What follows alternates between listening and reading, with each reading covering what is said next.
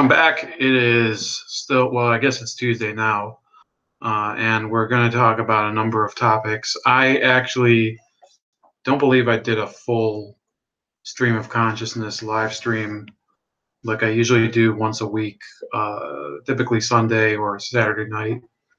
And I did want to do one at least this week, because lately, you might notice I've been doing a little fewer, somewhat less of a live stream thing, and more so I've been writing and commenting and doing things, sometimes going on other people's streams. And it is because I'm engaged in a number of stories that I think are more long term. Whether it is the Mattis file, which I called up Jamarl Thomas today. I have the video up, and he'd actually read it already. So hopefully Jamarl Thomas, he's a far left progressive, openly far left, he will pick up the story and talk to the individuals that I spoke to who are Democratic National Convention delegates and get the story from them. And that's that for me, getting out stories that I think will actually change the landscape. I think that's a little more important than necessarily going on stream every night or going on stream 3 times a week. Although sometimes it is a little fun. When we have number 80 on, when we have Carlos and Fayon, and of course I do want to do more interviews as well once in a while. But if it's always about having guests and whatever, I do think that it's just going to be about me talking to somebody else and somebody else talking to me. And I don't think that I don't limit my work to just video and interviews and whatever. I do want to talk about stories that I think are important. That's why I cover a lot of what's happening with NYCHA and with New York State and elections over there. So I do urge you, if you haven't already, check out my articles on Hard News Network, which is pretty much where most of them are nowadays. I'll probably continue to write once in a while on my personal blog. And this conversation, what we're talking about right now is just so sometimes it takes a little while for some people to come in. Usually somebody like Pinochet will come in after a few minutes, but we will launch into the topics eventually. So I don't know if you guys did watch NBA today. I did watch at the gym again. For some reason, it always falls out. Maybe because the hour I go. The Rockets against the Timberwolves in Minnesota. And it sort of it shows why exactly. Again, I still don't go out of my way to watch the NBA. If it's on, I'll probably watch it for a while and then flip to something else. And it was just a slaughter. It was just a complete and utter spanking on the part of Chris Paul and what's the other guy, James Harden, for the Rockets. It was really an embarrassment, if you're a Minnesota fan, to see your team basically get shown the door. Like in the probably midway through the third quarter, the game was completely out of reach. I think they had over 50 points in the third quarter. And it looks like Houston is set for a nice run at the finals, if not the title itself. I haven't seen the other series so much, and frankly, I could care less. And you're probably getting a very uninformed opinion from somebody who isn't really the best NBA fan at this point, because the NBA isn't the best league that it can be. But I figured I'd talk about that for a second, because I did used to follow sports and entertainment much more closely.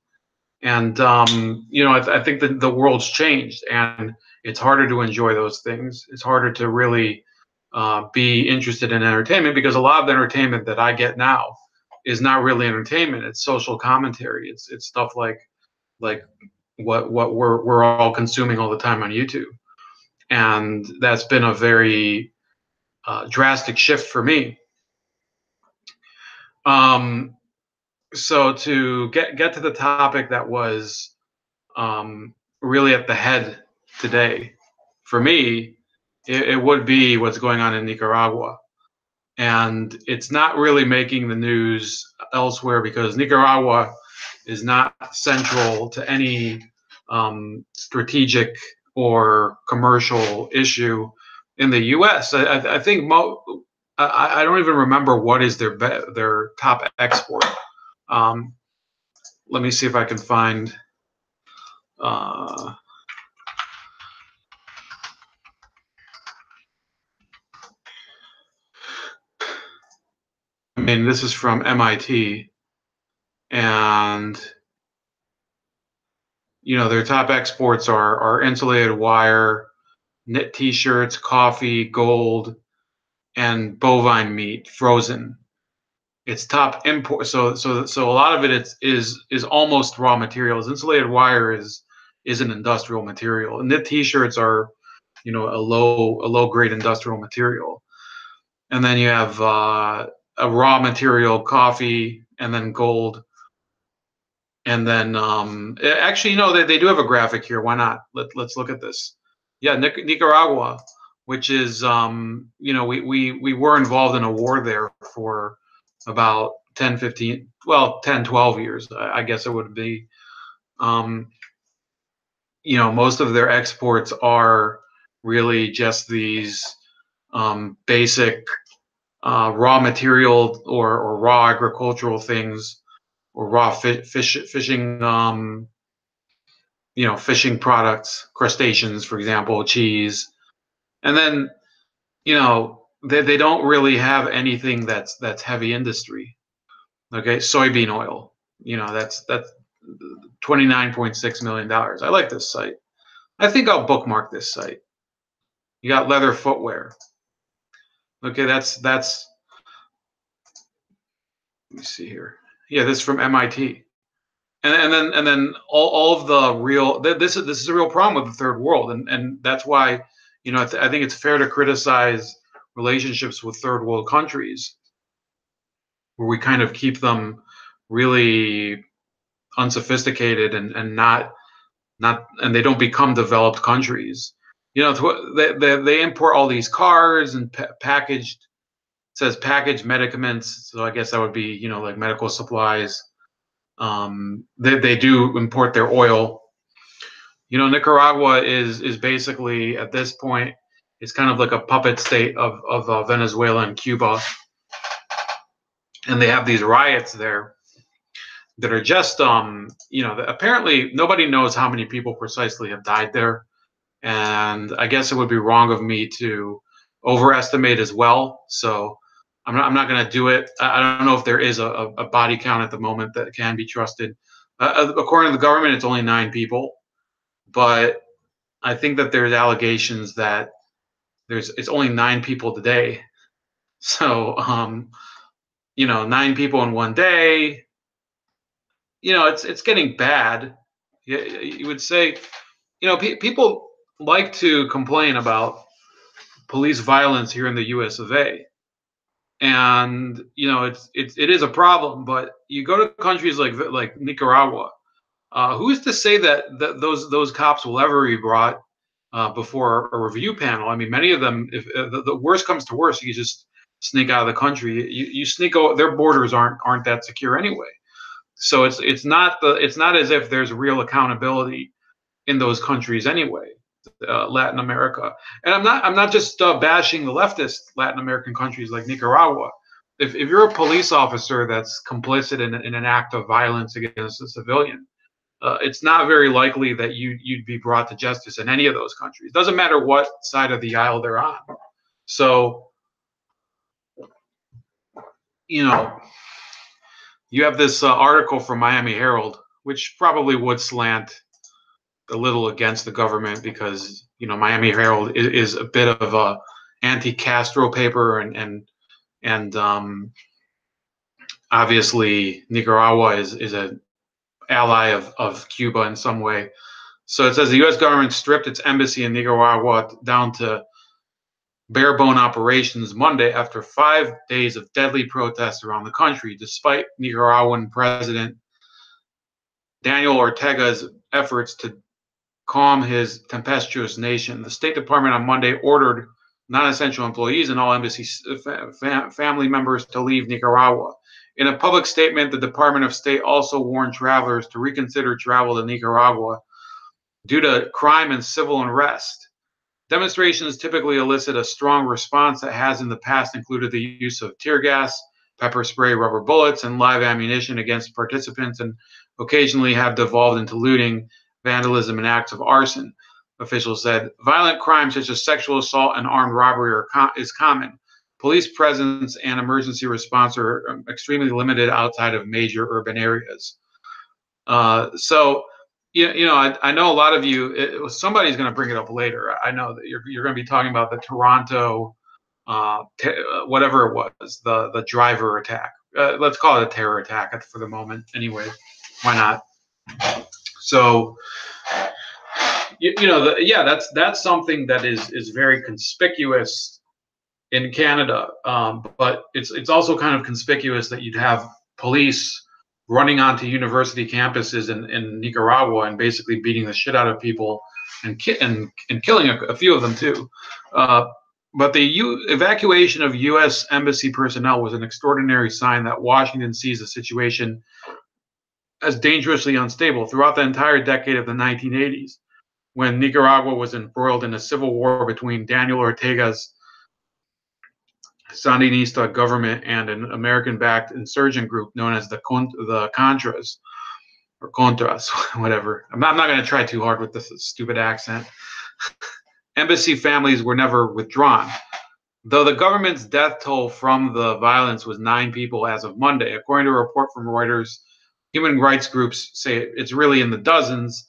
The most shocking death was of a journalist, Angel Gaona, who was reporting from outside Bluefields, the biggest city on Nicaragua's Atlantic coast. Those of you that don't know, Nicaragua, like other countries in that Central American Caribbean basin, on the Caribbean coast, there are populations of English-speaking or Creole English-speaking populations that they're not exactly. I don't know if you call them Latin American or more West Indian. The West Indian would be the same as Barbados or Jamaica or one of those countries. So, Bluefields is a large city there. There's probably a mix of the Latin American Spanish-speaking population, and then you have the more of the Afro-Caribbean population. I mean, let's look at it.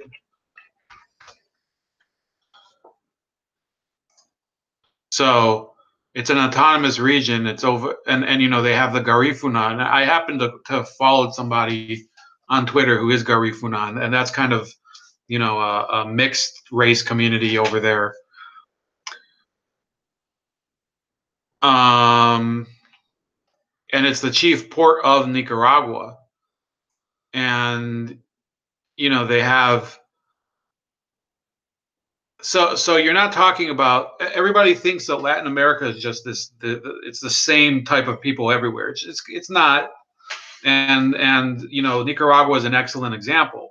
Plus you have Mosquito Indians all over the area. Those of you that are laughing, no, they're called Mosquito, Miskito.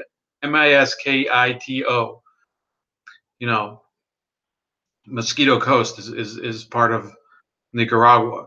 And those people under Ortega in the 80s were very, very much abused. I think he was uprooting the Indian communities over there. I don't know why the chat's all fucked up and people are coming out. I don't know. Is anybody having problems with the chat? I guess if you are, I wouldn't be able to see it because, let me see here. I put live chat. I don't know what's going on, man. Maybe you guys are just like really quiet tonight. Maybe I gave you guys some some visual NyQuil or something, some Vicodin through the tube, through your LED screen, Vicodin from Ramon. Maybe that's why I don't see any comments tonight. It's very, very strange, guys. I don't see anything here. And users are dropping too. I don't know what the hell's happening. Anyway, yeah. So Nicaragua is going through this seismic eruption of social unrest, and people in the U.S. don't really pay attention because things like this happen everywhere around the world, and we don't really care until it in some way affects us. And by the way, if it does get to the point that with I mean, let's say what's happened in Venezuela, it spilled over into Colombia. With Nicaragua, those people, all they have to do is, if people are fleeing the country, they flee north. That's Honduras. They keep going after Honduras. That's Guatemala. Keep going after Guatemala. That's Mexico. We're going to have another caravan of illegal aliens coming here, all because of their policy of larger social spending, which led to these riots. Okay, so those of you that want to blame illegal immigration on U.S. policies in Latin America, fine. So some of it might be because of that. Some of it. I'm not going to claim that we're the most innocent country in the world and we only do good. But in the case of Nicaragua, it's just not the case. If travelers do decide to visit the nation, U.S. officials are warning people to maintain adequate supplies of food, potable water, and fuel if sheltering in place. Keep a low profile and do not display signs of wealth, such as expensive watches or jewelry. The crime and violence hit home for many Nicaraguans living in the South Florida community. Carolina Castillo, a server at El Yambo restaurant in Miami, told the Miami Herald her cousin was killed during a protest Saturday. She said her daughters, who live in Managua, had to bury him in secret without a proper funeral. My daughters have been locked inside their homes for almost a week and ran out of food and water. Today was the first day they got to tiptoe out and stock up with some essentials. Castillo said, these aren't just things that are happening on Facebook and social media. It's affecting people, real people, right here and now, especially in Miami. So I want people to understand. The reason I cover Nicaragua is because other people probably could care less. People. There's protests that are covered in England. There's protests that are covered on the Gaza Strip. There's protests that are covered once in a while in Russia or Turkey, or on the rare occasion in China. Sometimes in Sweden, Australia. But in the case of Nicaragua, it probably, people could care less unless this is from Miami. Reuters does cover it, but a lot of people should probably be honest. They don't read Reuters. I think Reuters is still a great agency to at least find out what's going on. If anything is going on, Reuters usually, you can go there, at least check if something's happening. And they're not perfect either, but there has to be coverage of events like this that are of importance in Latin America, because who else cares about that region? I really get frustrated sometimes when I see people. Hey Arjun, I don't know, have you had problems with the chat? Because I just had to exit the window and then reopen it to see if people were having trouble with the chat, and I only see one comment. So I'm thinking maybe there was an issue that I screwed up, but thanks for tuning in.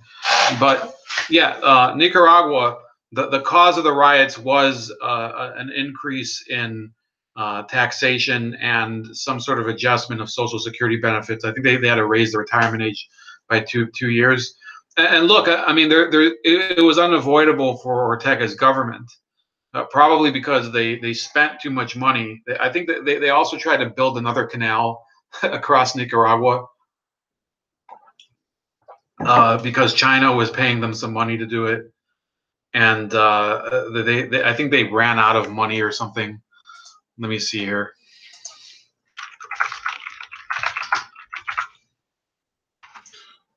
So, you know, there's, yeah, this is good. So, I mean, this is Wikipedia, but it does give the bare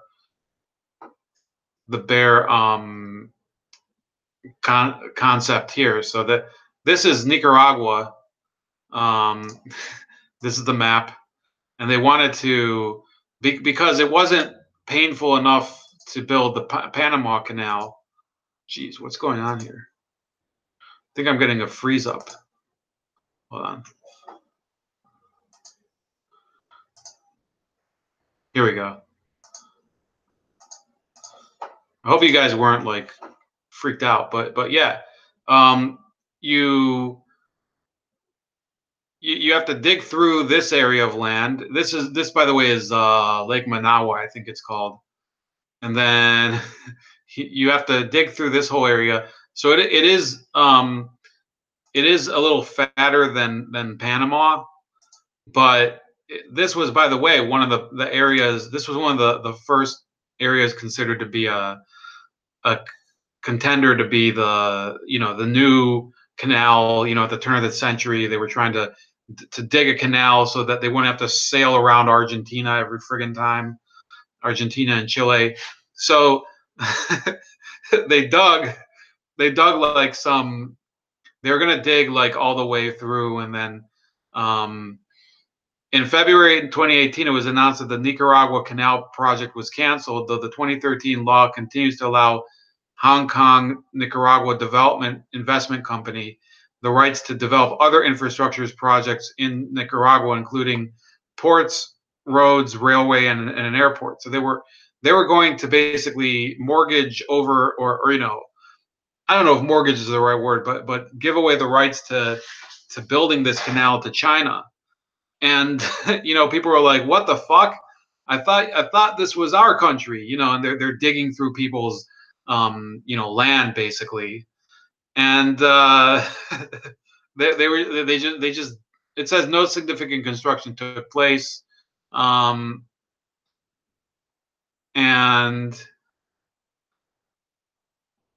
let me see here. And 50,000 people would be employed during the 5-year construction, about half of them from Nicaragua, 25% from China.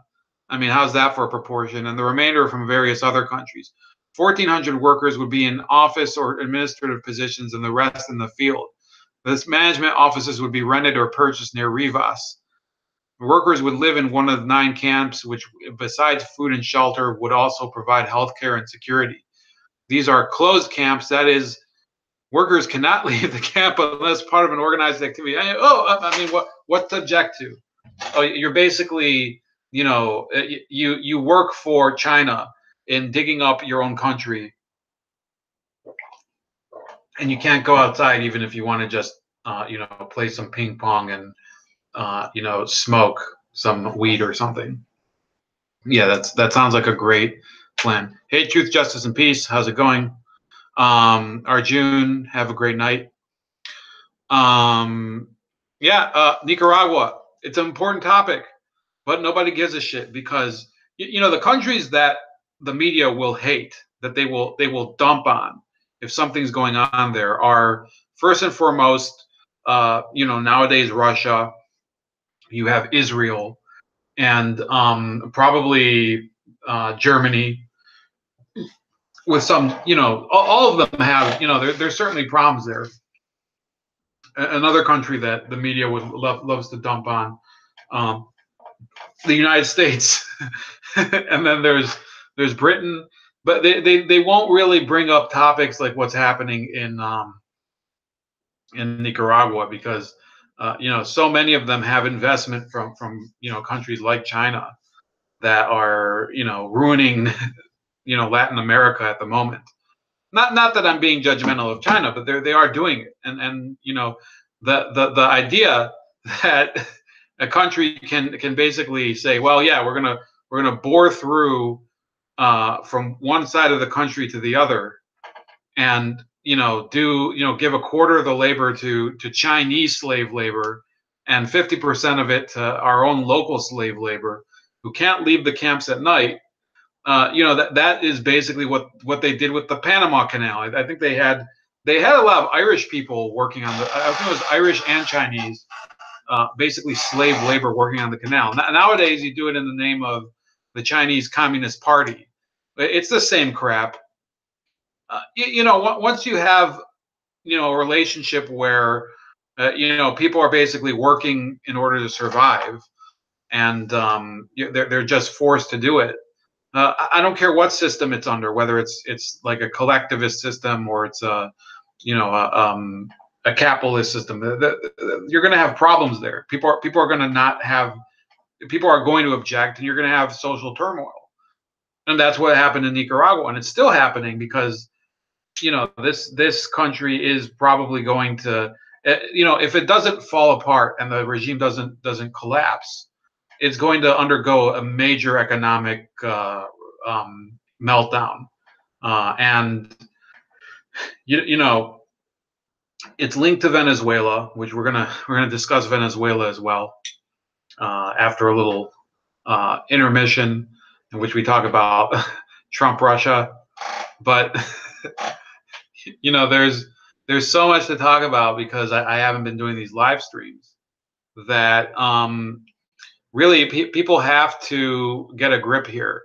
The fact is that they report on countries that, in the grand scheme of things, there's no hope of anything changing there, and they also the media also ignores certain countries where important changes are happening. And Nicaragua, it could be in the next couple months something important does happen there, but they could care less. Nicaragua does not have much weight in their estimation of the world, the world's balance. Okay, the world's balance in their mind doesn't hinge on Nicaragua, even though you see this is partially the result of a massive Chinese investment in a project there that caused a social meltdown.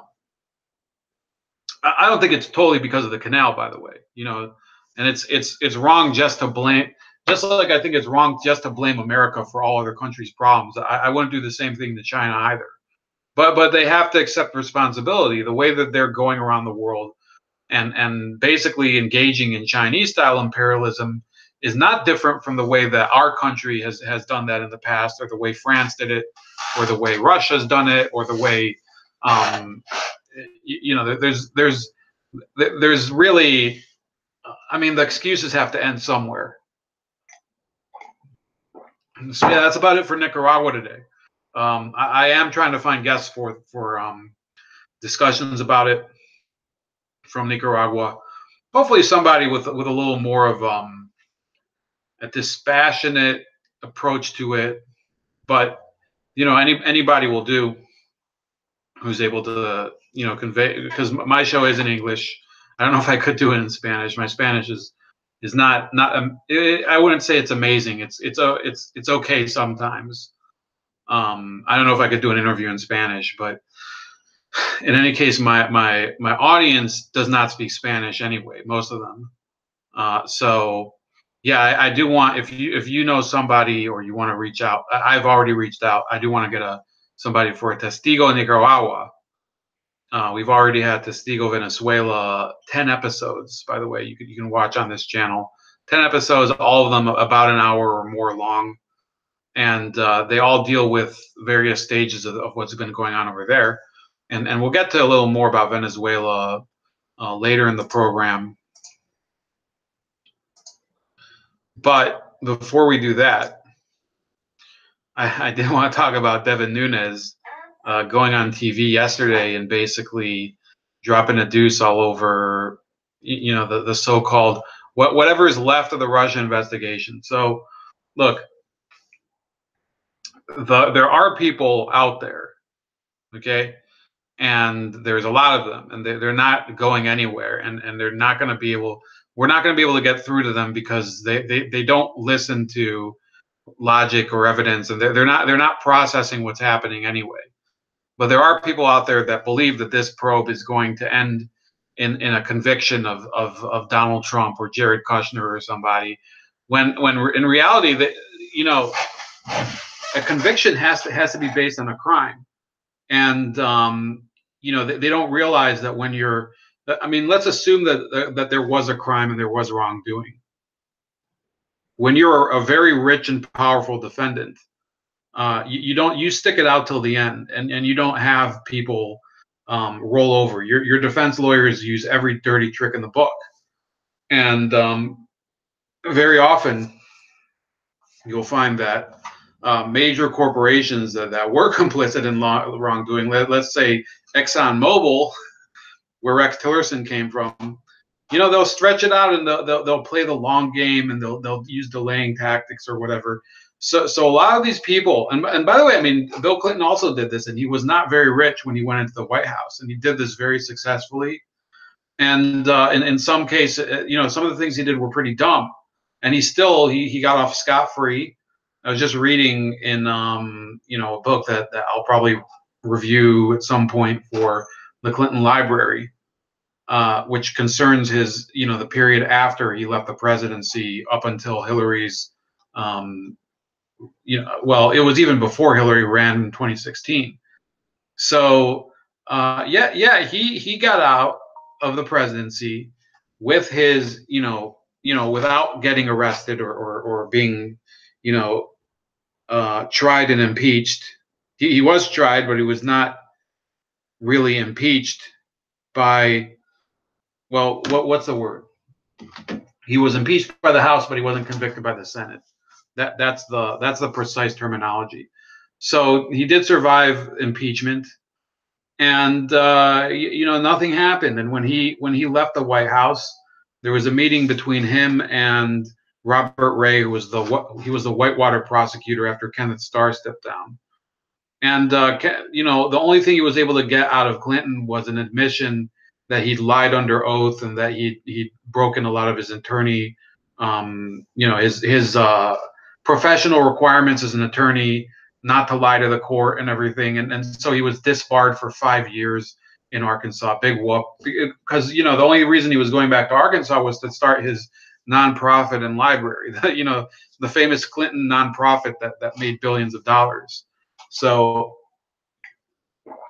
Bill Clinton, who was not very rich, got off scot-free, and he committed crimes that, first of all, he committed crimes by accepting actual foreign cash donations from China, which I never miss a chance to bring up, but for some reason the book isn't here. Oh, here it is.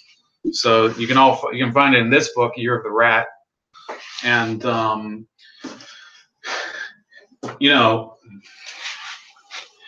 he got off scot-free. Didn't have to serve a day in jail for that. He didn't have to actually stand trial for accepting money from China. And those of you that have watched the show long enough, in the past 4 months, for example, you know that one of my key points of emphasis is that the real collusion was Clinton, China in 1996. That was the real collusion, and nothing happened. The U.S. intelligence community basically shuttered its eyes. They pretended that they didn't know, and it's a disgrace. And the world is worse off for it, because we gave China, thanks to Bill Clinton, we gave China basically ballistic missile technology. They shared it with Pakistan, and Pakistan shared it with Iran. If he wouldn't have allowed it, and he had the capacity not to allow it, the world would have been slightly more safe today. Can't guarantee everything, but you do what you can. And as president, he did whatever he could to, further his own ambition and make the country less safe. Hello, J-Man. Truth Seeker. Venezuela is something else. Trump is clearly guilty of being a white male, and Russians have white males too. So also, CNN taught me how to tie my shoes, but I keep falling down the stairs. Nice one, man. J-Man Truth Seeker, are you some? I think that we know each other from somewhere else. Let me know. For some reason, I keep thinking that this is somebody I've either had on the show or I know from a different social media place. So look, the Devin Nunes thing which we're not going to read the whole thing. It is a little long, and it is with Maria Bartiromo from Fox News. He basically fillets the whole Russian collusion, whatever is left of it. There really is no crime to speak of. And it says House Committee. Well, let's read some of it. House Intelligence Committee Chairman Devin Nunes. Let's try to do it for 10 minutes. 10 minutes, and we'll see how far we get. Maybe even less. House Intelligence Committee Chairman Devin Nunes says on Sunday Morning Futures with Maria Bartiromo. Let me just show the screen. You might as well not look at me reading. That potential major irregularities exist at the Justice Department with regard to how the FBI found out about the George Papadopoulos meeting with a Russian national that led to the FBI's original investigation in a potential Trump-Russia collusion. Devin Nunes says it took a long time to actually get this, the original intelligence, the original reasons that the counterintelligence investigation was started. This is really important to us because a counterintelligence investigation uses the tools of our intelligence services that are not supposed to be used on American citizens. So we've wanted to know what intelligence they had that actually led to this investigation. So what we found now, after investigators have revealed it, is that in fact there was no intelligence. I love that phrase. There was no intelligence. There is no intelligence really to this entire saga. I really don't know what to say at this point to people who think that there was a crime committed, but they can't actually name the crime itself. You know, collusion is not a crime, and you have to violate a certain law in order for a crime to be litigated in a court or prosecuted. I think is litigation for civil and prosecution is for criminal. I'm not sure. I'm not a lawyer again. Nunes next speaks about confirming that the Five Eyes spying agreement between the U.S., UK, Canada, Australia, and New Zealand is not the origin of the spying on Papadopoulos, adding, "We are not supposed to spy on each other's citizens, and it worked well." So, there you go. That's another key issue. That if it had been based on, let's say, Canadian intelligence, I think in this case it was supposed to be Australian, then it would have kind of shown a bad faith issue of the agreement, because technically Australia, even though they're part of the accord, they're not technically supposed to spy on our citizens when they're in foreign countries. So Nunes says, as you know, we are investigating the State Department. We think that there are some major irregularities at the State Department, and we're trying to figure out how this information about Papadopoulos, of all people, who was supposedly met with some folks in London, how that made it across the FBI's hands. We know a little about that because of what some of the State Department officials themselves have said about that. So we're glad to get this behind us, but as we peel another piece back, it leaves more unanswered questions. So Bartiromo says, or asks, you're telling us that in order for the FBI and DOJ to launch an investigation into the so-called collusion between Trump and the Russians, there was no intelligence used. So I don't understand how did this investigation start? So that's the big question. If there was no intelligence provided regarding Papadopoulos in Australia to prompt the investigation, then that actually undercuts a major thread of the DNC and the Democrats and you know, the media's whole premise, which is that because it was that originally they did have it as being, you know, the 17 intelligence agencies have a moderate confidence or high confidence or whatever, that, you know, the election was tampered with by Russia or something. And then they had to talk about the Steele dossier, but you know, that then people started to call into question, because you know, there was the Michael Cohen thing where they said, oh, Michael Cohen was in Prague. Well, there's never been proof that he was in Prague. His passport doesn't show it. There's no documentation that he traveled there. So you know, a lot of the threads in the Steele dossier started to fall apart. So then they had to say, well, parts of the Steele dossier are true. Okay, so parts of the Steele dossier are true. The rest of it seems to have been bullshit. So, you know, and then the sourcing of the Steele dossier started to come out. Then people started to ask, well, is this the most reliable source of information? Because it was purchased by the DNC. and other Trump opponents from the Republican Party. And it was meant to smear him. And some of it was actually acquired apparently from Russian sources.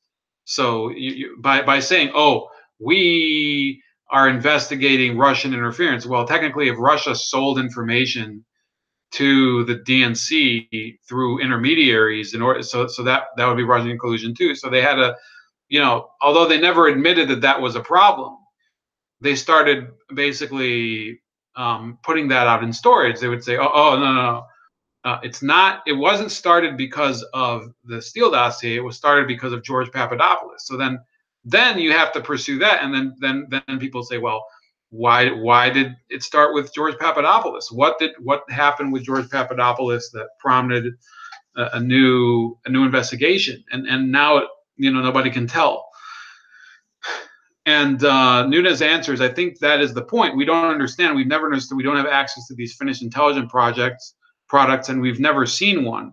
We thought maybe one went through a different channel that was kept really secret. Well, in fact, after our investigators reviewed this, there was no Five Eyes intelligence product as has been reported. There was no product, and I think that is a major problem. At the highest level, what is this about? A counterintelligence operation that was at the height of the political campaign, where you opened up an investigation using these intelligence services to spy on the campaign. It is really serious stuff. I can tell you now, we now, I think he's supposed to be saying, we now know longtime associates of Hillary Clinton, including Sidney Blumenthal and Corey Scherer, were actively giving information to the State Department that was making its way to the FBI. So we know this was at least from 2 witnesses. And so we're trying to piece all that together. There was no official intelligence that was used to start this investigation. We know that Sidney Blumenthal and others were pushing information into the State Department. So, then you have Maxine Waters reacting. She called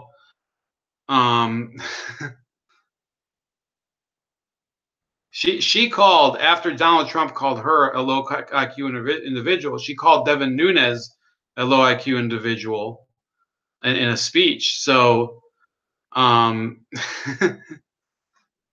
my God, there's some headlines here that I if I read them all, they would just be too distracting. We couldn't get in here. Carlos 77X, thanks for tuning in. If you do want to come on, I'm fine with you coming on. If you want to shit post in the chat like everybody else, that's also true. I've invited a few people to come on, but yeah, feel free to put your remarks in the chat if you don't want to come on air, because I know I have a lot of topics to cover, and I don't know if if you want to chime in however you want. Yeah, there was no intelligence that's been revealed that prompted Papadopoulos to be used as the premise for the probe, and in reality, the whole reason that they even named Papadopoulos at all to be the reason for it was because they could no longer credibly say that the probe was started by the Steele dossier. In fact, I remember in one of the videos with Rob Reiner, which are still hilarious. They're in future generations, they'll be looked upon as the ultimate in self-parody. I remember John Brennan even said clearly, oh, the Steele dossier wasn't what caused us to start the probe. It's like, well, okay, then who the fuck even put it in the? It's like when this is why the whole thing is retarded, because basically that's like them saying, well, yeah, we're playing poker, but who put Uno cards in the deck? Somebody had to mix the playing cards with cards from Uno or something. It's not like yeah, it's a mistake, but it is somebody trying to screw with us, because every time we keep finding the 5 card from Uno in here. Did somebody lose the 5 of diamonds or something? That's basically what we're dealing with the Steele dossier. And by the way, there's still people who will till the day they die will believe that Donald Trump was getting pissed on by prostitutes in Russia, even though the dossier itself, and I'm saying that on purpose, there's people who still think that Donald Trump was getting peed on by Russian prostitutes, even though in the dossier itself, it's the hookers are peeing on each other. There's people who still think, and they still think that seriously.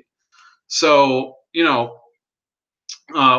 we have a serious social fracture at the moment, and it's going to just get harsher and harsher, and the more people cling to the Russia myth, those that still do, it's going to be a more painful year for them. I think that for those people who do want to oppose the Republicans in November, you could probably bring up a lot of topics. There is a lot of I wouldn't say that there's a ton of racial tension in the country, but there's still certain signs. There were a couple of attacks this weekend in New York that I saw in the news and things like that. There are issues that are you could bring to the forefront. More importantly, I mean, he still has not put forward a credible replacement for Obamacare that he promised to people. But my replacement, of course, would be nothing. My replacement would be repealing the act and starting and not even having a replacement. My idea would probably be to reform other areas of the system. Reduce the power of the American Medical Association, which is throttling the entrance of doctors.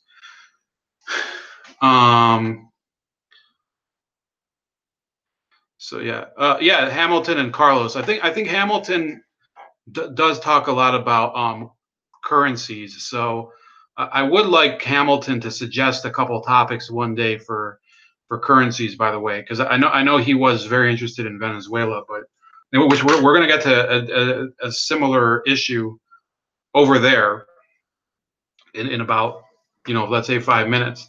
But once again, with the Russia topic, let me be clear.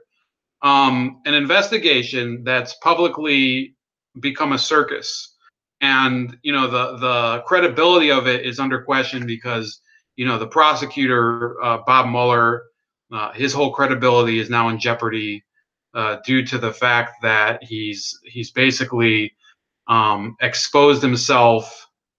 Well, really, it was Comey that doomed his investigation. Comey basically facilitated the very investigation of Donald Trump by doing the whole memo thing and pretending that he had some sort of legal basis to leak it and whatever. So and then he very likely had a role in suggesting who would be the prosecutor, and the fact that it's somebody who is a personal mentor for him, Bob Mueller, that puts it in jeopardy. And now he's out in public. He's going on tour. He's getting heckled by Laura Loomer in public. No, the probe is a joke now. It's unfortunate that when you have a public scandal, and let's still call it a scandal, even though I doubt that there was a crime committed. When you have a public scandal of a high-ranking official like Donald Trump, it's very difficult to keep it sealed off from media tainting, contamination, and in this case, the people who are driving the probe, they're actually maximizing the contamination. They're always leaking. They're always trying to get the media to stir up certain rumors or something.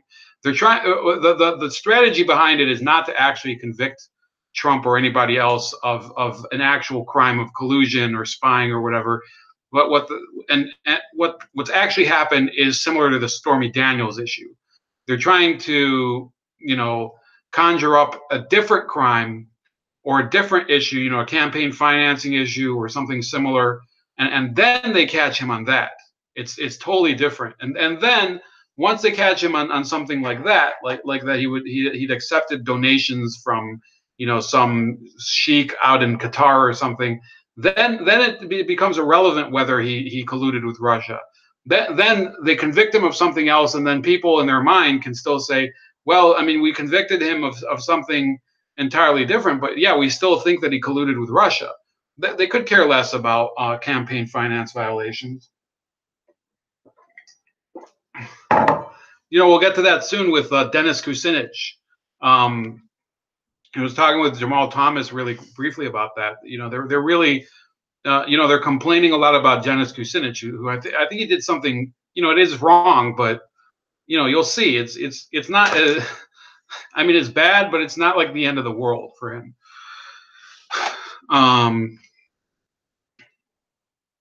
So what do we cover next? What do we cover next? We're gonna go to, yeah, we're just gonna cover this Venezuela issue really quick because it does have relevancy to, you know, there was a debate earlier on Halsey News Channel between a collectivist and somebody who is what do you call it, anarcho-capitalist, and it got kind of interesting, although it was very annoying because the collectivist was really, you know, she couldn't cite many real world examples, and unfortunately it got into what I hate is when you know, a debate is essentially predicated only on theory, when in reality, when you bring a practical case, people can always say, well, it's not really capitalism, or it's not really communism, or it's not really socialism. What we're looking at here, you can call it by any other name, but it is tyranny. You have these, and you know, this isn't just me, you know, showing up for oil companies or something, Chevron or whatever. There's 2 Chevron employees detained in Venezuela last week. They could be charged with treason for refusing to sign a parts contract for a joint venture with state-owned oil company PDVSA, according to sources familiar with draft charges against the executives. The arrests by national intelligence agents mark the first at a Western oil firm in Venezuela and represent a dramatic escalation of growing tensions between PDVSA and foreign companies over control of supply contracts. Venezuelan authorities have yet to comment on the rest of the men, but both Venezuelans, and no charges against them have been made public. Let me see here. Let's skip the beginning. The widening dispute could worsen operational chaos that has caused the OPEC nations' oil output to plunge by 23%, or 450,000 barrels per day since October. These detentions are going to accelerate the operational crisis, another source with knowledge of Chevron's operations told Reuters. So I'm not sure why they can't get somebody on the record. It could be because they're from within Venezuela and they're in fear of some sort of reprisal by authorities, or it could be, you know, Reuters. I mean, I hate it when they do use anonymous sources, and even when there is a good explanation, procurement could end up in paralysis if nobody wants to take the risk of signing or authorizing anything. Hold on. For some reason, I just saw a weather update. The draft treason charges seen by Chevron lawyers last week, the 2 sources said, raised concern that the oil major could get caught in the crossfire between Washington and Venezuelan President Nicolas Maduro, who accuses the U.S. government of sabotaging the economy to topple his administration. The United States has imposed sanctions on senior members of Maduro's government and PDVSA. The 2 Chevron employees were jailed when they refused to sign a supply contract written by PDVSA executives under an emergency decree, which skips the competitive bidding process, according to a half dozen sources close to the case. Such decrees have been cited by Venezuelan prosecutors as a means of extracting bribes in some recent PDVSA corruption cases. Let me see here.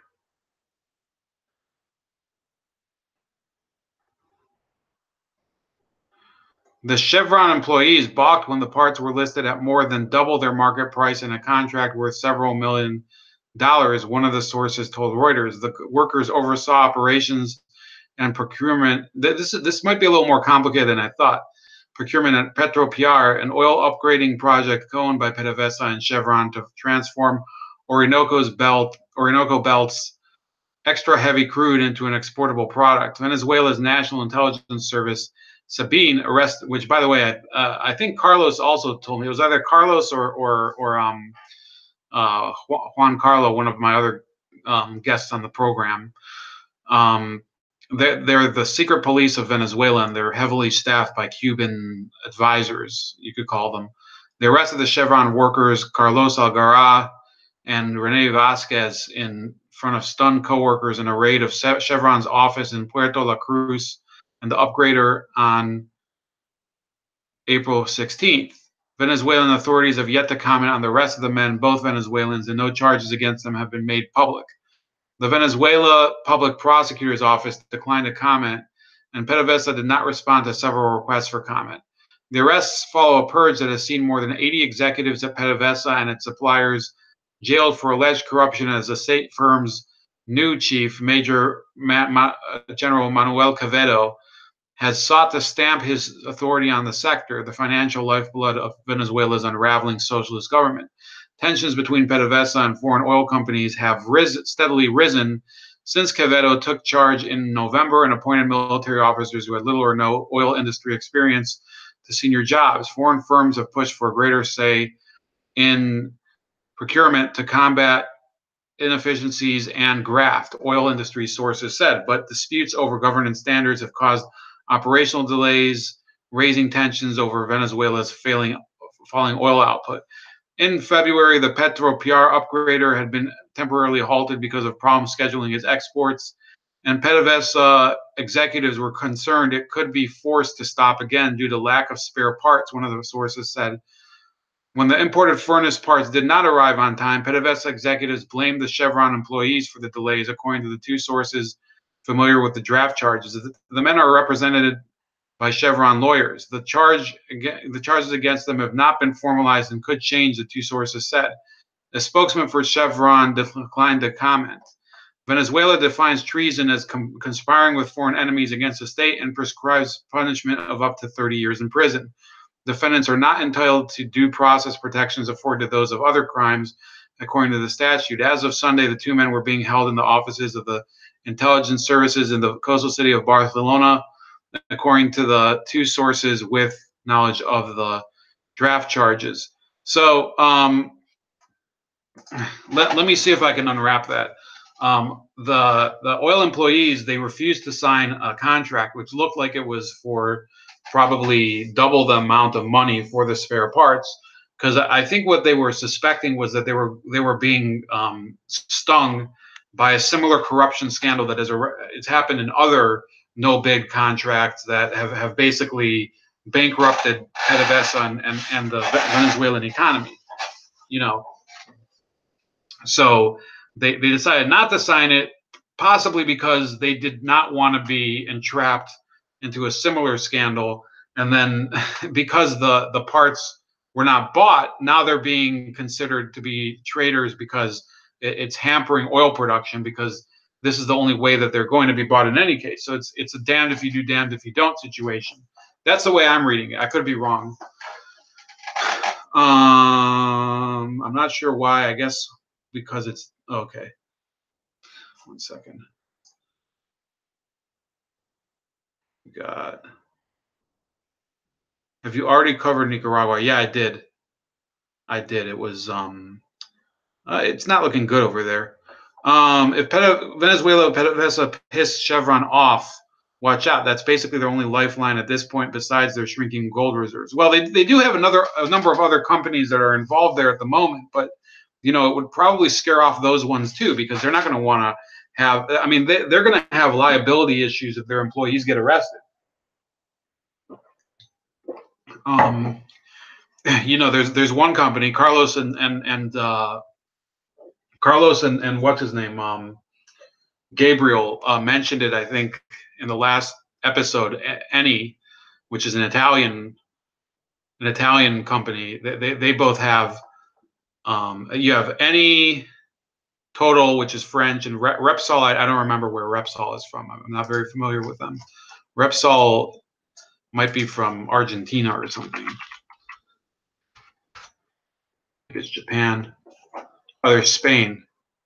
So those three companies, they're all Western European companies. They have operations in Venezuela, but you know, if Chevron's getting their employees arrested, and you know, these companies aren't going to want to have this headache, and then their governments have to get involved in trying to get these people out of the country. It's similar to, you know, when we had oil workers in Iran during the revolution.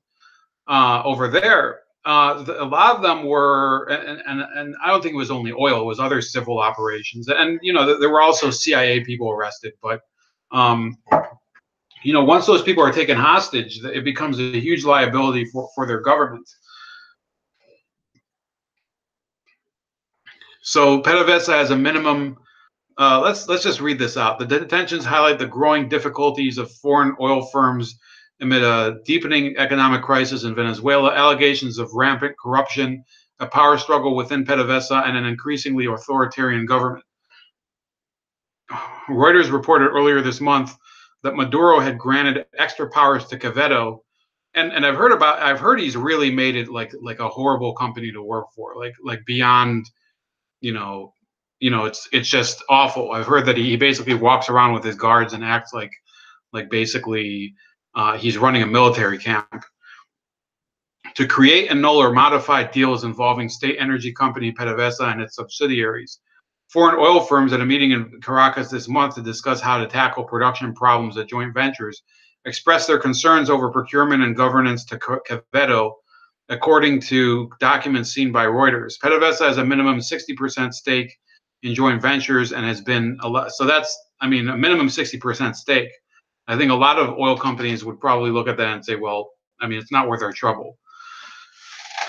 And has been slow to share operational control despite large-scale staff resignations in recent months.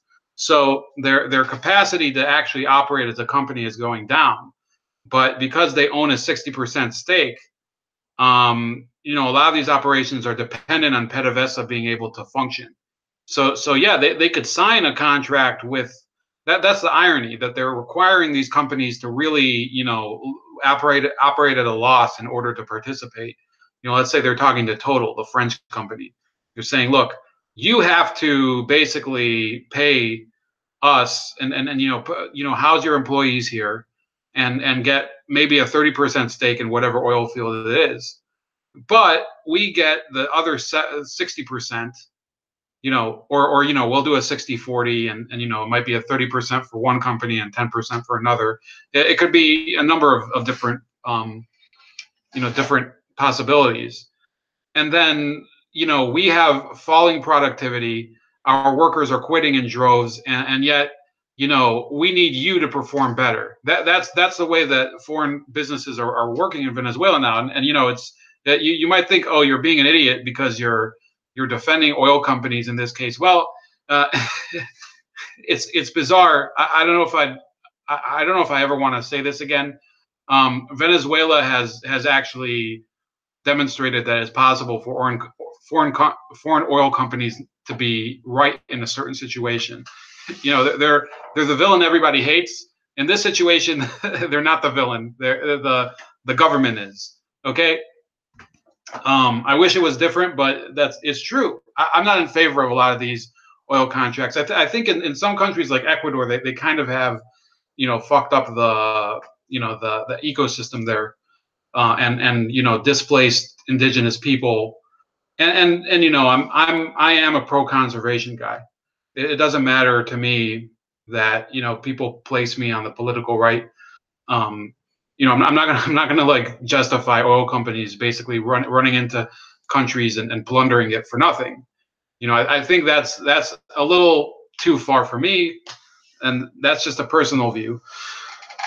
Many foreign workers' families are reluctant to stay in Venezuela for long periods. One executive from a company operating in the Orinoco Belt told Reuters, I think the Orinoco Belt is further, it's inland, because the Orinoco River is one of the ones that cuts through Venezuela.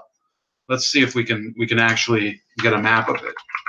And I know some of you are like, well, why is he focusing so much on this topic? Well, I'm sorry, but it is more important than a lot of the news that you're this is more important than porn stars getting boned by Donald Trump. You might not think so.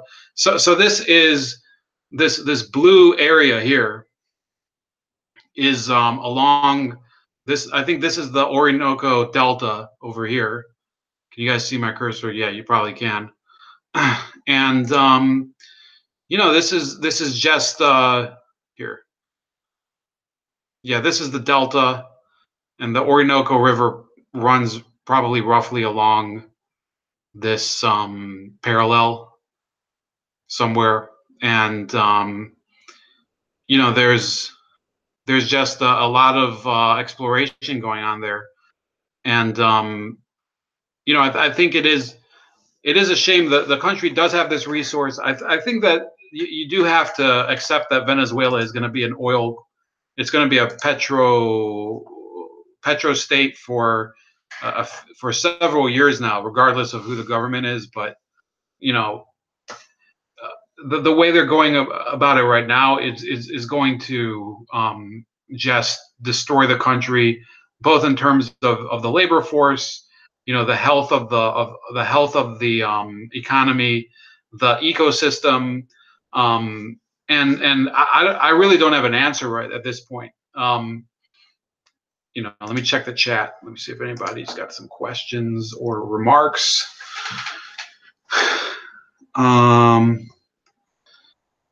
Hamilton says they have that refinery in Aruba ready to rock. Okay, well, a lot of contractors have been slowly leaving the country because there are no projects worth the risk. Yes, I was just in Aruba asking the oil industry employees the situation. They said a lot of the Aruban Venezuelan contractors were going to Saudi Arabia and the Middle East. Carlos says the heavy crude in Orinoco is where the greatest reserves are. The problem is that they are very expensive to process. Is it because it's deep or because it needs to solvent to dilute the heavy crude? Needs solvent. I'm not sure why. I guess because it's denser. Or I think what I've heard is that they actually this is something I've heard several times, and it might be wrong, but I've heard it over the years that one of the problems with Venezuela's oil is that it's so dense that they actually have to import lighter crude from the Middle East, from basically the Gulf, and dilute it. I don't know if that's what you guys were talking about. Carlos says he's from Barcelona. Good for him. Or I guess at the moment not that good, but we wish the best. Obviously, they are going through a horrible time, and I'm afraid Nicaragua could be on the way to that sort of paradigm. And the world. I mean, there's a lot of countries that are actually, they don't know it yet, but they're in the same situation as Venezuela, and maybe not to the same extreme yet, but things like this can happen. If it can happen there, it can happen in our country, and we don't want to follow the same path. I think we do have to keep our debt under control. We have to keep the military and civilian branches of government separate, and we have to basically divide government and keep it accountable to the people.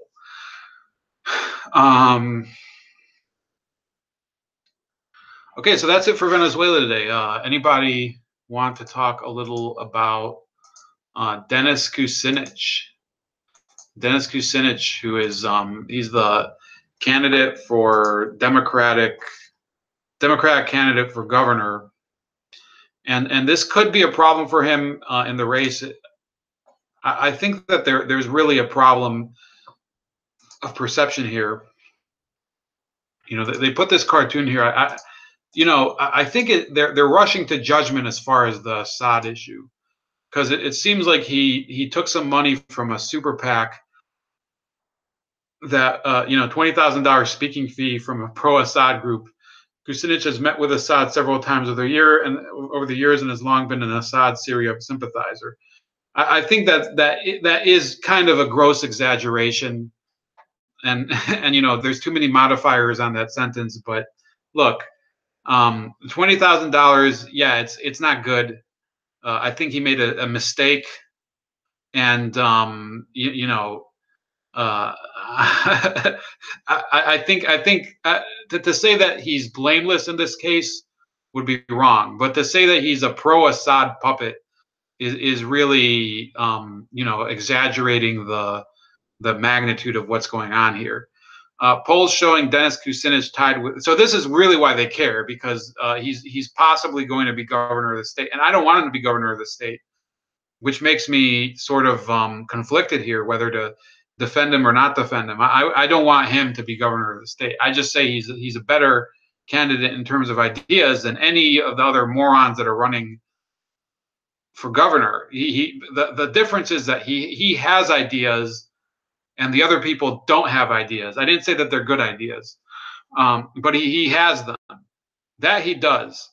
What is harder to understand is Kucinich continuing to act as a Bashar Assad apologist, an Assad-run sympathizer, and Assad chemical attack denier. So they're just running a full-on smear piece of Bashar Assad, and this is the cartoonist talking. So the cartoonist is writing the article. I rarely see that anywhere else. As part of an amended financial disclosure request, Kucinich reported receiving $20,000 from a pro-Assad Syria group for a speech in London, England in 2017. The group paying Kucinich, the Association for Investments and Political Action Committees, is listed as the parent organization of the Syrian Solidarity Movement. The pro-Assad group has claimed that Doctors Without Borders, Amnesty International, and other humanitarian organizations are front groups for the United States government. The Ohio Ethics Commission had called for Kucinich to amend his report after supporters of Richard Cordry, who's the other Democrat running, complained the initial filing was intentionally vague to hide the connection with the pro-Assad group. I think, I think this does stink a bit, but to say that it was too vague, I mean, if he disclosed it, he disclosed it. Just let it go. But this is clearly them playing politics against him. Ted Strickland, who was our failed governor, our last Democratic governor, and hopefully he'll remain our last governor, who's a Democrat. He blasted Kucinich over the disclosure. By the way, Kucinich would probably be a much better governor in every respect than Strickland was. But here's his quote. On the campaign trail, Dennis has refused to condemn Assad even after pressed by members of the media. What we now know goes even further. Dennis wasn't just defending Assad out of conviction. He was also being paid by a group that has been a vocal cheerleader for this murderous dictator. This very same organization is run by individuals with ties to the disgusting 9/11 truther movement and individuals who claim that Israel's goal is ethnic cleansing. The facts around this are truly shocking. Well, I didn't know this. And again, I'm not justifying him taking money from the group. I'm saying that they're really exaggerating what's going on here. The New York Times reported that Kucinich campaign spokesman Andy Junowitz said that Kucinich gave his this article is, by the way, the grammar is just awful. For some reason, this is from my hometown paper. So the guy either he put all of his effort into this cartoon, and he put like 50% effort into actually proofreading this article. And he said he spoke at the peace conference, and I don't know. I mean, would I probably appear at this peace conference? No, because I have different motivations than Dennis Kucinich. Even though I oppose the war, I'd have to assume me and Kucinich oppose the war for different reasons. And God willing, the war won't really break out as bad as it could have. Junowitz told the New York Times Kucinich supports peace in the Middle East and has personally pressed Assad to admit he has chemical weapons and to abide by international agreements. Okay, so I don't know if that's true, but that's an acceptable statement on my part. In a statement, Kucinich wrote, "The facts are these. I gave a speech at a peace conference in the United Kingdom last year in which I called for all nations involved in the Syrian conflict to end the violence that has killed hundreds of thousands of innocent men, women, and children and forced millions to flee for their lives. The event was hosted and attended by peace leaders from around the world." Again, they left the S out of leaders. In that speech, I called for an end to hostilities, an end to violence, and an end to political and military terrorism. The real fact is that this guy is just being so judgmental. The real fact is that Kucinich has long been an Assad sympathizer and apologist. A few years ago, I posted another cartoon critical of one of Kucinich's many meetings with Assad. Kucinich is on the record for doubting Assad's involvement in the chemical attack during the Obama administration and the most recent one. Kucinich criticized the recent joint missile strike on Syria's chemical weapons structures by the U.S., UK, and France. Certainly, the culprits responsible for the gas attack on Douma need to be identified and brought to justice. But last night's missile strike occurs as a violation of international law must be enforced on behalf of the victims of Douma. It is noteworthy that those responsible for the he writes its gas attack have yet to be identified. We are not free to bomb in retaliation based on suspicion. It's a daft way to use the U.S. military, particularly when we have troops in the region. Following the missile strike, Defense Secretary James Mattis said the strike was launched only after it was confirmed by intelligence and inspection that Assad's Syrian forces were responsible for the attack. What's really daft is candidate. This is Darcy again. Is candidate Kucinich calling for new gun control laws in Ohio, while at the same time he sympathizes with. This is irrelevant. It's too. I oppose Kucinich's policy on gun control, but the two. I don't think that this is the same issue. While at the same time he sympathizes with Assad, who attacks his own people with barrel bombs and chemical weapons. Assad has been toxic. I might tune into the radio tomorrow, see if conservatives are because this is the plain dealer is super like corporate liberal. Assad has been toxic to innocent Syrians and could prove to be toxic to Kucinich's race for governor that has shown him outperforming expectations.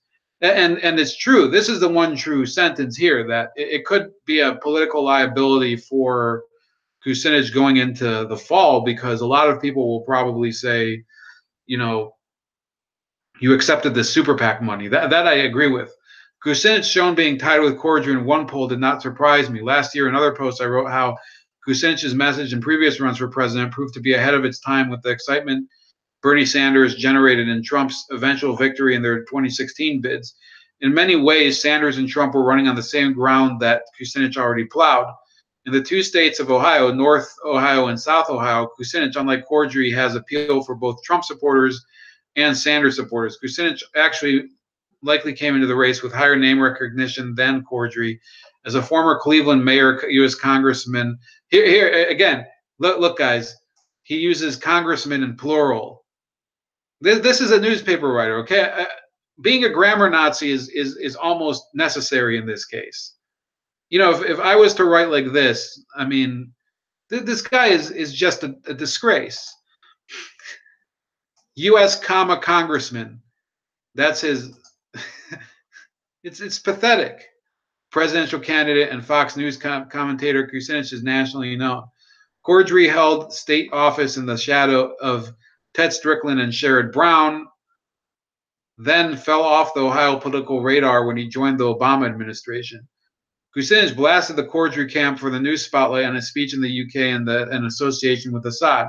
The Corddry campaign unleashed a series of attacks attempting to tie me to the Kremlin's payroll, to 9/11 deniers, and to the murder of innocents of the Middle East. These cowardly, hysterical, and outrageously untrue statements reflect Corddry's panic that he and the state capital power brokers might lose control of the Ohio Democratic Party and the State House. This Corddry campaign didn't tie Kucinich to Assad. Kucinich did that himself and has been doing it for years. Kucinich is a good, well-intentioned man with a blind spot. It's beyond time he cut ties with the heinous man leading Syria if he wants to lead Ohio. So my take on this is that there is an issue, and look, he does this too.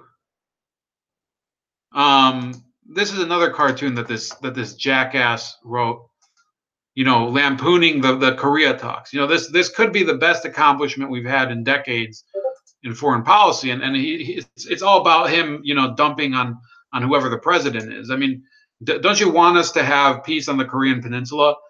Don't you want people to be able to know that you can fly to South Korea if you have business or tourism or whatever, and not have to fear a nuclear war? Because it is a pretty nice country, southern part.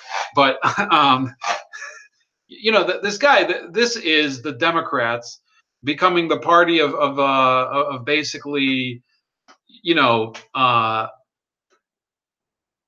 shoot from the hip xenophobia. Basically, that's the way it is. Him with regards to Russia, him with regards to Assad, and by the way, you can still criticize Assad without blowing everything out of proportion. Now, the same paper that is criticizing him for taking money from a group that is pro-Assad, they never complained when Hillary Clinton took money from Qatar or any of these other countries that they've also fucked Syria up, and it's very serious. And if people really want to do something about what's been going on with people getting funded or whatever, the real answer is to overturn Citizens United, to pass some sort of amendment or something like that. That's the answer. Um, Hamilton says $20,000. Watch out. Let's see how much the Democrat candidates are getting from Planned Parenthood PAC. Well, I mean, look, the other candidate, Richard Cordry, is also he's a corporate Democrat. It's just a fact. The media is such a joke. Wait, did you say you agree with? No, I don't agree with his gun control stance. I don't. I don't. I don't. I don't agree with virtually anything Kucinich says, except for his opposition to the war. And there's a lot of backlash in the comment section. People are saying, uh, people are this is the fuck. They're basically the whole chat is just being you know taken over by Trump trolls, which is hilarious because the Plain Dealer is a super liberal paper.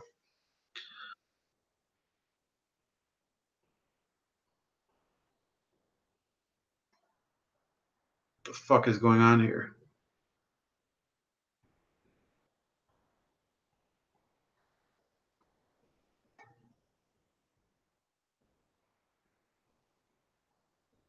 Yeah, people are making fun of that. I mean, everybody probably knows by now that the Democrats are suing Donald Trump for rigging the election or something. They're suing Donald Trump's campaign and Russia and everybody but themselves. With I think they'll also sue Kareem Abdul-Jabbar for winning too many NCAA titles when he was playing for UCLA in the 70s. What are they gonna who are they gonna sue next? It's ridiculous. I mean, come on. So people are laughing at that. It's just a laughing stock of a party. And by the way, if Kucinich were to win the nomination and win the governor's race, it would go a long way to restoring an alternative to the Republicans. Not that I can't say how I can't say it clearly enough. I don't support Dennis Kucinich. I don't support progressivism, but if you want a progressive alternative, then you have to go with somebody who has actual principles. And let me see here. Syrian solidarity movement. I did see issues where they are tied to a certain group in Syria called the Syrian Social National Party. So they do have an office in Oakland.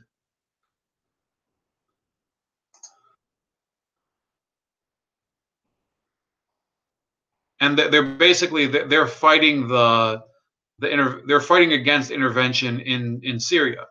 And for obvious reasons. They are a pro-Syrian government group. Um,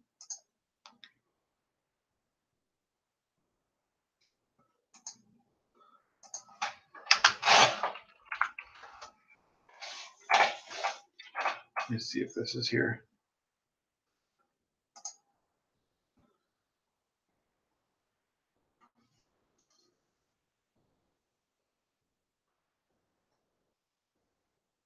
So I'm only finding foreign sources for this, so I don't know if I can find a great example here. But those of you that think that Kucinich is aligned with a good group, no, I don't think that they are. I probably wouldn't go to a Syrian solidarity movement rally because, first of all, they are the regime is a horrible regime, and Assad is a horrible dictator. And those people and there's people both on the right and the left who are, they're supporting Assad. They're basically pretending they're pretending that the whole conflict was orchestrated by Saudi Arabia and by the U.S. and Obama and the Muslim Brotherhood. Be realistic. The Assad regime is run by a minority group within the country, a minority religious group. It's not a government that we would actually consider progressive in any sense because the opportunity for anybody to advance to the top is basically based on which family and which ethnic and religious group you're in. So no, Assad's government, I would never support it. I think he's a horrible person. I think he ruined his country. His dad ruined his country, and they're in the shape they're in because of him, as well as Saudi Arabia came in later. They did the damage that they did, and all of that being said, it's not an excuse to go to war there. It's not an excuse to get ourselves involved in a conflict where we don't really have anything to gain, and the people there are going to keep killing each other whether we're involved or not. And Kucinich's statement, this is an important thing in my opinion, because yes, it's a problem for him to be associated with this group. It's a problem to him and go and speak to them. But his statement that he should be working and the U.S. should be working to get foreign forces out of Syria, to get all the foreign parties out of there, to stop this bloodshed that's being basically rejuvenated all the time by foreign troops. That's the solution I would advocate for. And with that, I think Dennis Kucinich makes a fantastic point. And there's issues. I think that they have been associated. And don't hold me to this. If I find more evidence of this, I'll share it with you. So just put this in the maybe column, okay? Again, the maybe column. I think that they're associated loosely with the Syrian Social Nationalist Party, which is a very they are actually a fascist and very racist party in Syria, and they believe in the idea of a greater Syria, which every belief system, I guess, has its proponents, and the Greater Syria movement believes basically that the modern states of Syria, Jordan, Iraq, I think, Palestine, and Israel, they're all part of a Greater Syria. So I think that they're loosely associated with that movement. Also, Lebanon, by the way, they've been involved in the Lebanese civil wars since their inception in the 70s. And they've been, I think they were one of the first groups to commit suicide bombings, and they're very anti-religious, things like that. So no, I don't think that Kucinich is doing a good thing by being associated with them in any way, by taking speaking fees from them. I think it's a major issue. Ideally, these candidates would not be associating with foreign activist groups if they can help it. AIPAC included, other groups that would be good examples. CARE. If you guys have other examples, feel free to put in the chat. But yeah, it's bad for politicians to be associated with political movements that are geared towards a foreign country. And I think that's about it for right now. A better left will make a better right. Yeah, that'll be the day. I don't think either side is doing well at all, Carlos. Otherwise, we have a bloated duo that don't stand for anything. None of them push each other in a meaningful manner. Yeah, I think you know. I think he knows the score. The New Dems are full-blown socialist communists, and the Republicans are the Democrats in the 1960s, the 70s in the U.S., constantly marching towards the left. Carlos asks, communists? So Hamilton says, yeah, man, haven't you seen all the protest footage over here? People are waving marks around like it's the Bible. So Carlos says, I've seen and lived communism. Trust me, there are no relevant communist politicians in the U.S. Oh, so finally the big subject came out between Hamilton and Carlos. This is interesting. I'm liking this chat here. I think I'd like to have you two duke it out on video, but I know Hamilton doesn't want to go on video, if I'm not mistaken. Sanders is a very bland social democrat, according to Carlos. I think he's a little further to the left than a social democrat. In fact, today this is another thing. I don't know if Carlos had the time to see this. I don't know what, maybe he was at work today, but Sanders guaranteed. So this is from the Portland Mercury.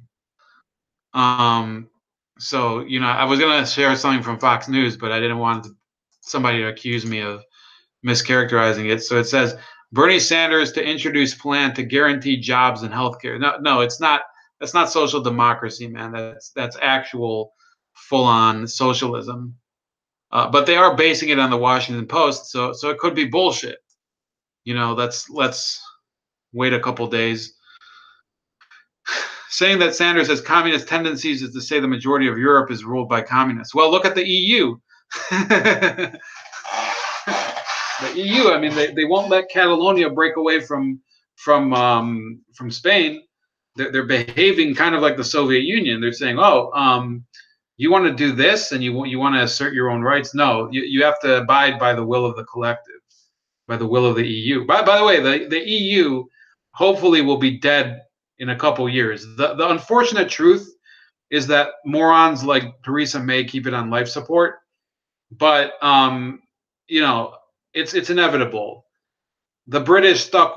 They poked one hole in the dam, and the Italians are poking another hole, and then you're going to get more holes all over the place from Eastern Europe or whatever. And hopefully one day we'll have just a Europe of countries that just mind their own business and don't screw each other over like the EU does. These things take time until a Bolshevik revolution happens, and then they can come out and say it openly. Hamilton says, I'll go on soon, just not to. No, I don't want to do it tonight anyway because I'm getting tired.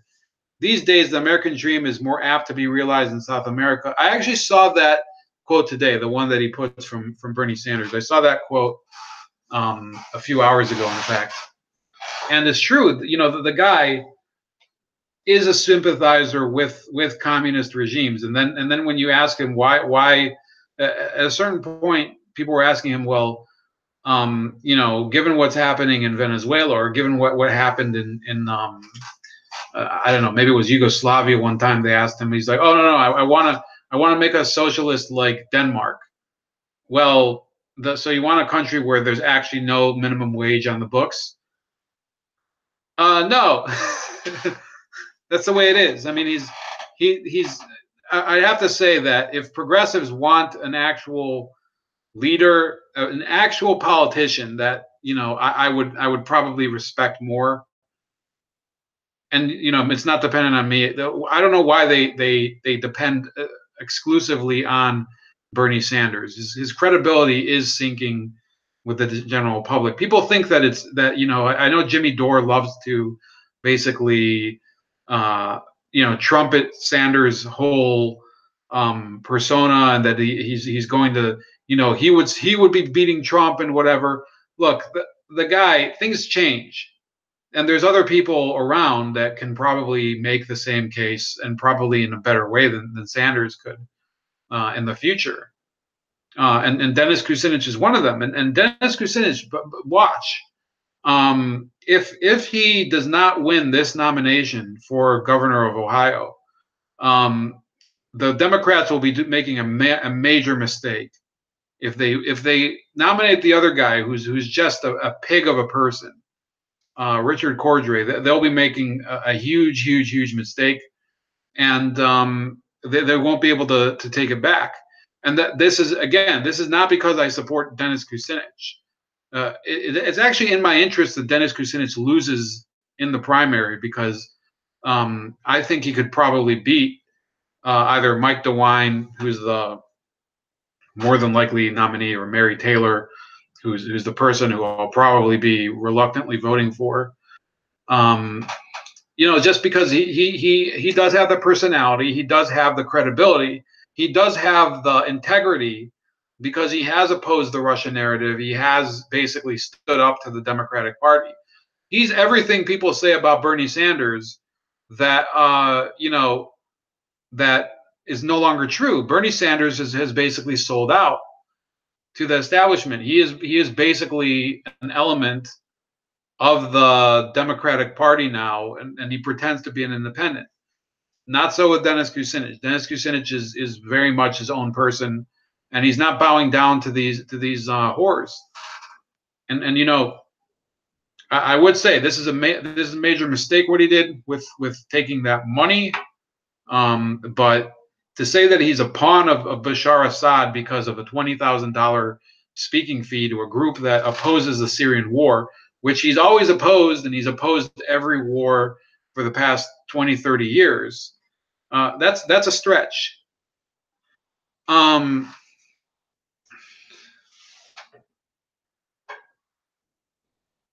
not aware of that quote or honeymoon or comments on the USSR, but that looks bad. Although, no, he actually said that thing about Ecuador and Venezuela. He actually said that. The honeymoon in the USSR, the only thing I would add was that he was making it officially as, he was mayor of Burlington at the time, and he was visiting the Soviet sister city of Burlington, Vermont. So he has the cop out that he could say, well, I wasn't just making it as a honeymoon. I was doing it in my capacity as mayor, and we had a relationship with the city of I forget what city it was. Um, yeah, so he could go on the taxpayer's dime. Look, man, I think Carlos can fight his own battles with you, and I'm not gonna pile on Carlos tonight. But honestly, I don't like Bernie Sanders. I don't like Dennis Kucinich, but they are an alternative to Donald Trump. They are an alternative. I think it's the wrong alternative. My alternative is called Rand Paul. My alternative would probably be somebody more like Austin Peterson, somebody who would make things a little more a little less concentrated at the top by removing a lot of laws, by restoring civil liberties and stuff. I don't think that Bernie Sanders would actually do that. I think he's lying about it. Dennis Kucinich probably would be a little more serious about it, and that's just my. Oh my God, your mom's gay. Oh, hi, Mark. That's this person who just popped in. Just said a quote from The Room. This has to be somebody I know because I talk about that movie nonstop. If Bernie wants to tax my business's capital gains or take my weapons, his old wrinkly ass can come take them personally. That's my philosophy with any grubby politician. Carlos said, did you see that Rand Paul voted for Pompeo even after his speech on constitutional war? Yes, I did see that. By the way, I did forget to talk about Pompeo.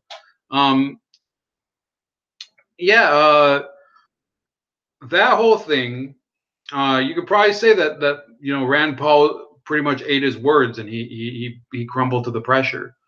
I think that what he's doing there, and this is the only thing that could redeem him, because look, Pompeo, we'll have to see what he does. It's not. I don't like his track record with as far as WikiLeaks. I think that as director of the CIA, he could have taken more steps to help Julian Assange. That's really what I'm worried about. So I don't like what he did as director of the CIA, basically, walking back his promises on that. But Rand Paul, I think his contingency there is that as Secretary of State, he hopes that Pompeo will move along the North Korea talks, and he's basically looking at a short-term accomplishment, hoping that that builds Pompeo up for other potential accomplishments across the globe. But if it proves to be wrong and if he fails, Rand Paul would have to answer for that among a lot of his followers. And some of you are probably stronger followers than me.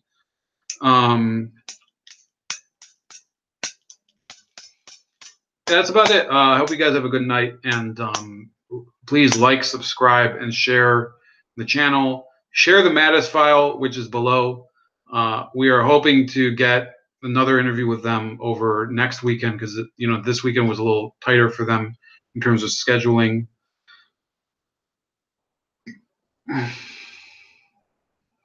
Hey, anti-acrobat reasoning works, right? No, I mean, look, you had I said that he's wrong for voting for Pompeo. And the fact is that Pompeo has also managed to wrangle a meeting with Kim Jong-un. Okay, so if you want to play it like, oh, he voted yes, therefore he's a piece of shit. Okay, so then you have it. I could say the same thing about Bernie Sanders. He voted for Obamacare, even though it's a much worse system than either universal health care or whatever was before it. So it's the same idea. He basically bullshitted that Obamacare is better than the status quo. It wasn't better than the status quo, and now he's complaining that he had a whole debate with Ted Cruz where he says, "Oh, I don't want to defend Obamacare, which was his job that night. I want to talk about universal health care." Well, the debate is about Obamacare, Bernie. So yeah, with Rand Paul, I acknowledge, yeah, he fucked up. I don't think he should have. I think he really has to stretch in order to justify voting for Pompeo. And this whole thing with North Korea, if it does pay off, and Rand Paul goes and says, "Oh, I voted for Pompeo," yeah, that's called a political victory. That's called, hey, any what about reasoning works, right? Well, no, it's exactly the same thing here. You claim that Bernie Sanders is actually a representative of progressive causes, but he stabbed his entire cause in the back by voting for Obamacare. I said that he lost some integrity today, and if it comes through that Pompeo helps to secure an agreement with North Korea, he'll probably regain that integrity. That's what happens with politics. If it's such an issue of integrity, Carlos, then why even go and negotiate with Korea at all? Right? I mean, why don't we just say we want integrity? We won't negotiate with any of these countries. We'll just say fuck you and we'll nuke them. I mean, that would be integrity, right? If it was really about integrity, we wouldn't even negotiate with Korea or Syria or any of those countries. We'd just say, we'll either invade you or we'll embargo you and kind of engage in a lot of this aggressive international diplomacy, right? That would be integrity, right? With Rand Paul, he was pressured into doing it. He crumbled. And if it goes south and there's really a problem related to Pompeo, let's say Pompeo ends up getting us into some war somewhere else, yeah, Rand Paul will have to answer for that. And I think we'll have to agree with it. Alt-rights, I'll stop here. Another what about reasoning flawed dude. No, this isn't whataboutism. It's me saying, yes, it's a problem. The whole thing is Carlos is basically, this is an issue between somebody who acknowledges the flaws in his candidate and somebody who doesn't. Okay, I acknowledge that Rand Paul fucked up by basically voting for Mike Pompeo, and he's gonna probably lose a lot of support if Pompeo gets us into a war. Okay, but he doesn't have much risk for it because he's not running for president. He's not going to run for president in 2020. So you can talk about whether it's a loss of integrity or whatever. It's largely irrelevant because Rand Paul is not going to run for president in 2020. Bernie Sanders, people are pressuring him even today to do it. Bernie Sanders is basically all the time.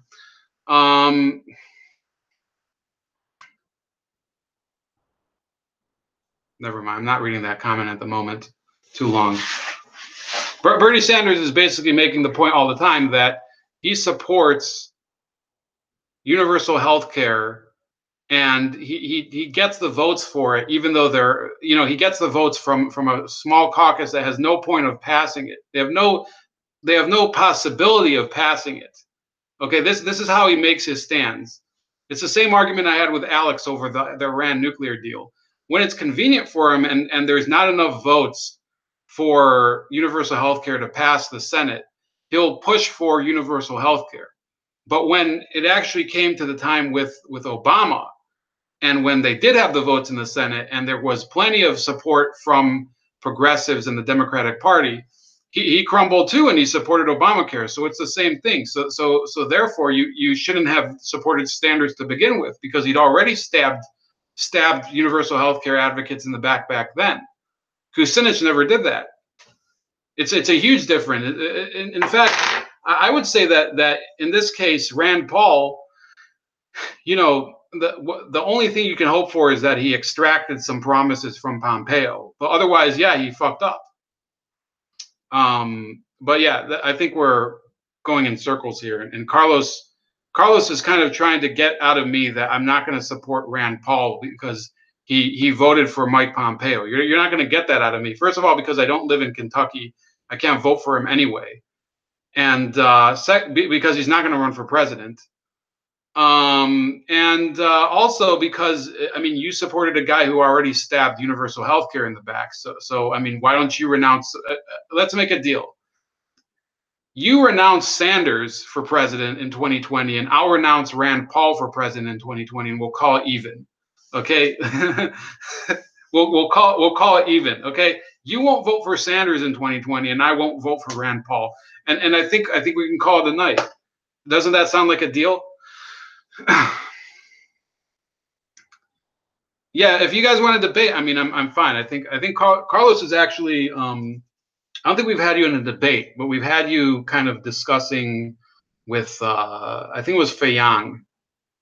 I don't think that was a debate though. That's about it. We've gone on too long. I never told you to renounce Rand Paul, dude. It's like talking to a child, honestly. Yeah, that's what they tell me. You know, people tell me I act like a 12-year-old, and I feel like I'm 12. Have a good night. Like, share, subscribe. You know, shit post in the chat, whatever you want to do. Anybody, and I'm saying anybody for real. And have a good night.